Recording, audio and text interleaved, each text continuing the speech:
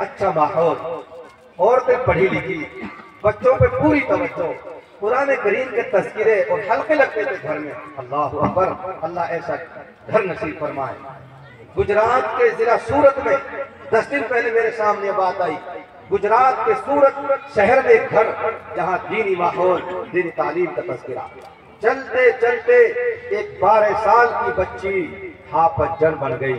کہو سبحان اللہ۔ 12 سال کی بچی گھر میں حافظ جن بن گئی۔ سبحان اللہ، زور سے کہو سبحان اللہ، سبحان اللہ۔ 70 سال کی نانی ہے، نانی دیکھتی ہے کہ میری 12 سال کی نواسی حافظ جن بن سکتی ہے تو میں 70 سال کی نانی حافظ جن کیوں نہیں بن سکتی؟ نانی نے قرآن کریم کو حفظ کرنا شروع کر دیا۔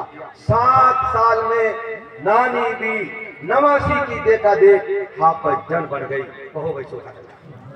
12 سال کی نواسی حافظ جن اور اب 77 سال کی نانی بھی بولو حافظ جن۔ بیچ میں کون ہے؟ 12 سال کی بیٹی کی امی اور 77 سال کی نانی کی بیٹی عائشہ۔ 55 سال کی عائشہ، وہ بھی دماغ لگاتی ہے، وہ بھی مصلی بچھا کر بیٹھتی ہے، دعا کرتی ہے، اے میرے پروردگار، جب میرے کوکھ سے نکلی ہوئی میری بیٹی 12 سال کی عمر میں حافظ جن بن سکتی ہے اور میری 77 سال کی اماں حافظ جن بن سکتی ہے، اے میرے پروردگار، میں حافظ جن کیوں نہیں بن سکتی؟ اے اللہ، مجھے بھی حافظ جن بنا دے۔ اور انہوں نے بھی قرآن کریم حفظ شروع کر دیا۔ 5 سال کی مدت میں یہ عائشہ بھی حافظ جن بن سکتی ہے۔ اللہ اکبر۔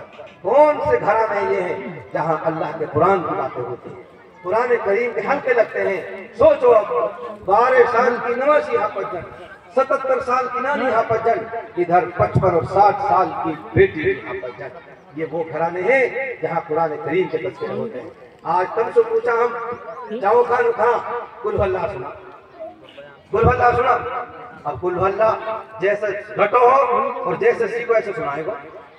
قل اگر بڑا کاف ہے تو اس کا مطلب یہ ہے کہ بول، اور چھوٹے کاف سے کل ہے تو کھا لے۔